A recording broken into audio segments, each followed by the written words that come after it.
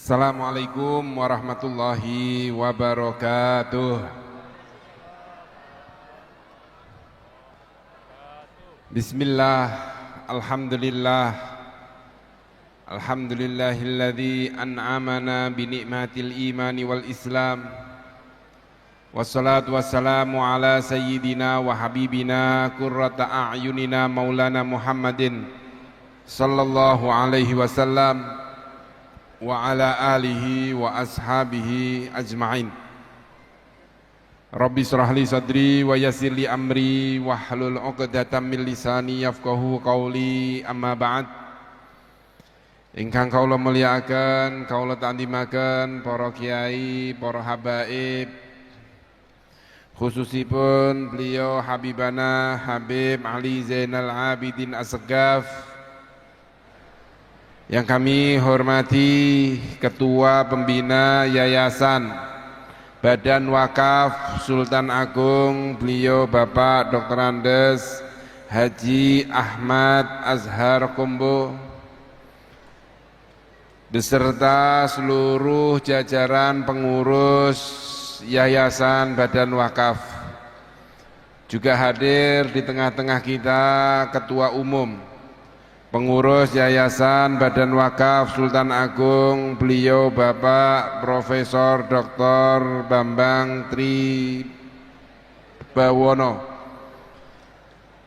Yang kami hormati Rektor Unisula beserta para Wakil Rektor 1, 2, dan 3, juga seluruh dekan di kampus Unisula yang kami banggakan, dan seluruh sivitas akademisi, mahasiswa, mahasiswi yang kami banggakan, juga yang kami cintai. Az-Zahir, mana suaranya Az-Zahir?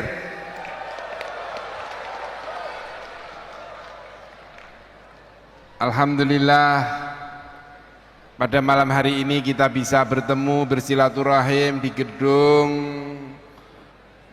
auditorium di kampus Unisula yang penuh barokah ini.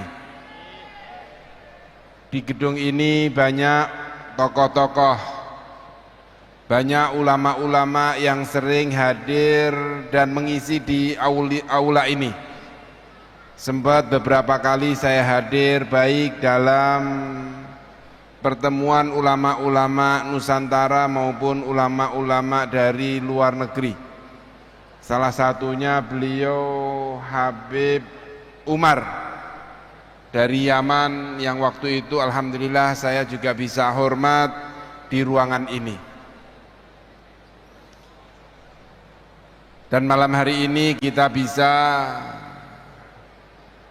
ikut hadir di aula ini. Jadi tempat yang pernah menjadi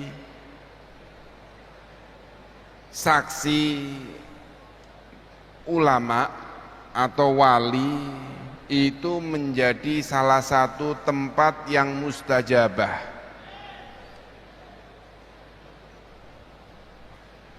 Dan itu juga diceritakan dan ditulis di dalam kitab suci Al-Quran, yang mana kisah tersebut di dalam Al-Quran ditulis yang berkaitan dengan Nabi Zakaria,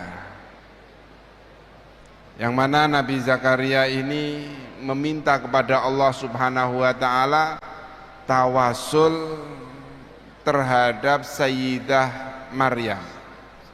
Hunalika da'a Zakaria Rabbah. Jadi tempat yang ditempati oleh kekasih Allah itu menjadi tempat yang penuh barokah, yang mustajabah. Sehingga pada malam hari ini tempat ini pernah disinggahi oleh beberapa ulama kekasih-kekasih Allah insya Allah juga akan membawa berkah, dan insya Allah dalam bersolawat malam hari ini, apa yang kita minta, apa yang ada dalam pikiran kita ketika kita datang untuk mengikuti bersolawat, semoga Allah subhanahu wa ta'ala mengijabahi, karena bibarokatis solawat dan bibarokatil makan tempat ini. Jadi tawasul, tabarruk itu benar-benar ditulis di dalam Al-Quran, diserat, difirmankan, dicontohkan, bukan hanya nabi biasa, tapi nabi yang diutus oleh Allah subhanahu wa ta'ala. Jadi Nabi Zakaria itu sudah puluhan tahun, bahkan ratusan tahun pengen punya anak, belum dikasih oleh Allah. Baru di usia ratusan beliau akhirnya ketemu dengan siapa? Sayyidah Maryam. Dan beliau yakin betul. Kenapa? Karena setiap Nabi Zakaria masuk di mihrabnya Sayyidah Maryam, selalu di sana disajikan buah-buahan. Yang buah-buahannya itu bukan hanya buah-buahan saja, tetapi buah-buahan yang tidak musim pun ada. Terkadang itu kan ada buah itu musiman. Kalau lagi nggak musim mangga, kadang ya susah nyari mangga. Tidak lagi musim durian, nyari durian yang susah. Tetapi buah-buahan yang musim pun hadir di ruangannya Sayyidah Maryam, dan itu disaksikan oleh Nabi Zakaria. Maka Nabi Zakaria meminta kepada Allah, Nabi Allah, saya ini di tempat kekasihmu, saya meminta kepadamu. Dan permintaan Nabi Zakaria itu tidak permintaan yang mudah. Orang istrinya itu sudah usia 80 tahun, sementara Nabi Zakaria sudah umur berapa? 100 tahun, meminta apa? Keturunan. Coba kira-kira yang usianya sudah 40 ke atas ini ada enggak perempuan-perempuan yang masih bisa berani meminta momongan? Saya rasa enggak akan ada yang berani. Ini Nabi Zakaria dengan istrinya yang sudah nini-nini, kakek-kakek, tapi minta diijabai oleh Allah karena bibarokati Sayyidah Maryam, berkah dari Sayyidah Maryam. Yang selanjutnya bahwa memang manusia itu sebenarnya memiliki kemuliaan. Siapapun manusia itu, semua manusia itu sebenarnya memiliki kemuliaan di sisi Allah subhanahu wa ta'ala. Sebab apa? Sebab ketika Nabi Adam alaihi salam diciptakan, Allah subhanahu wa ta'ala mengambil dari sulbi Nabi Adam, yang mana sulbi Nabi Adam ini yang akhirnya nanti akan menjadi tiap-tiap manusia ila yaumil qiyamah. Itu sudah diciptakan oleh Allah dan sudah diambil perjanjian sama Allah subhanahu wa ta'ala. Apa kata Allah subhanahu wa ta'ala? Alastu birabbikum bala syahidana. Jadi roh tiap-tiap manusia itu sebenarnya sudah memiliki perjanjian dengan Allah. Fi alamir roh, di dalam alam roh itu sebenarnya sudah pernah berjanji.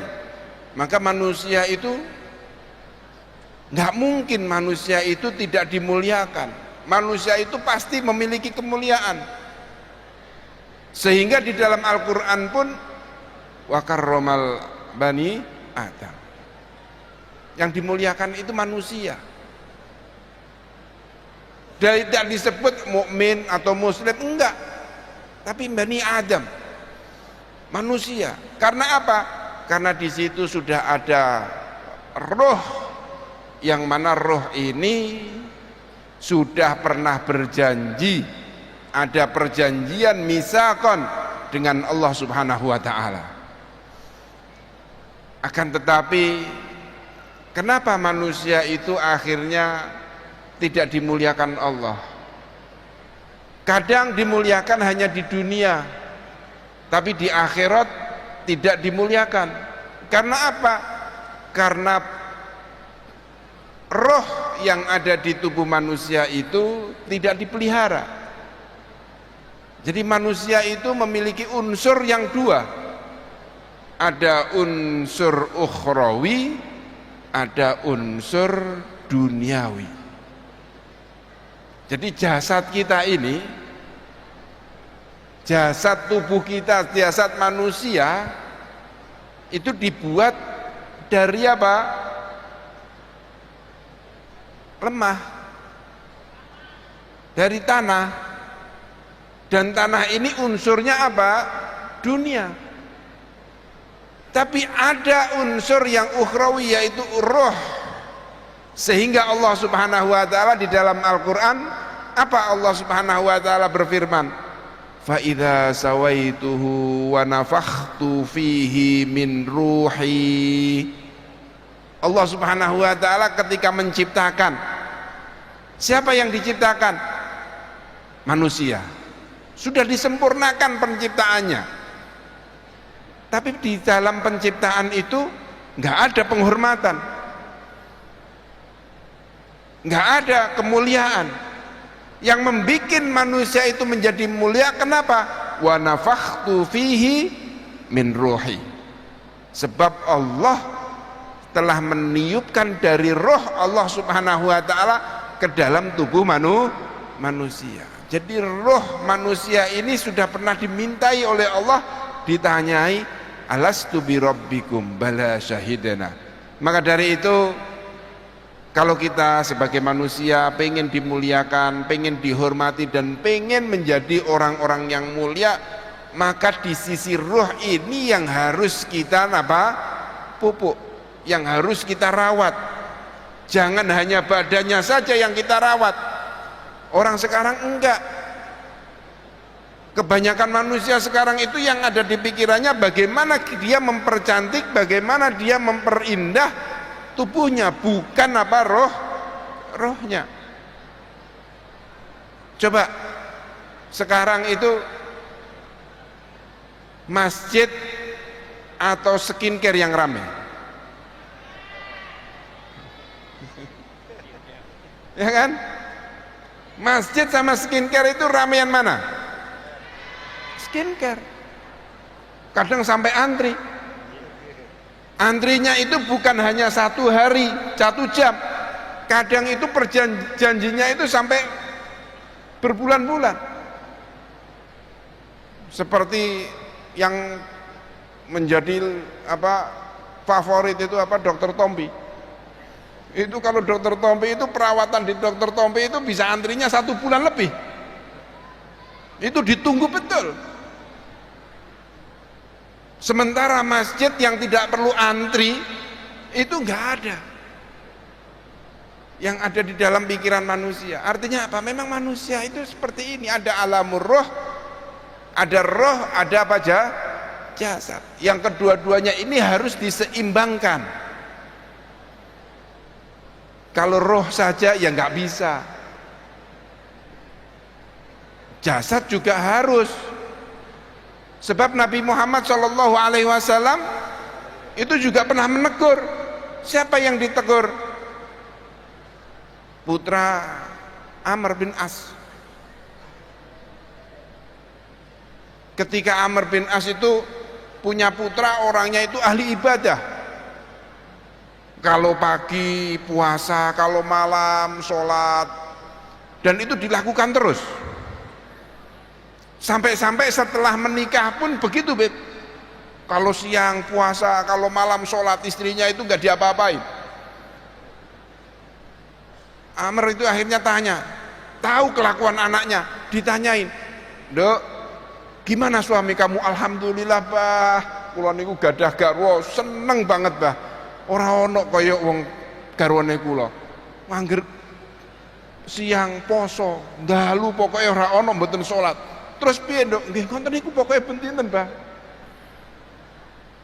Lajeng matur teng Kanjeng Nabi, Kanjeng Nabi, mbok putrane kula niku dituturi Kanjeng Nabi. Niku pun gadah garwa. Kula niku nggih pengen duwe cucu.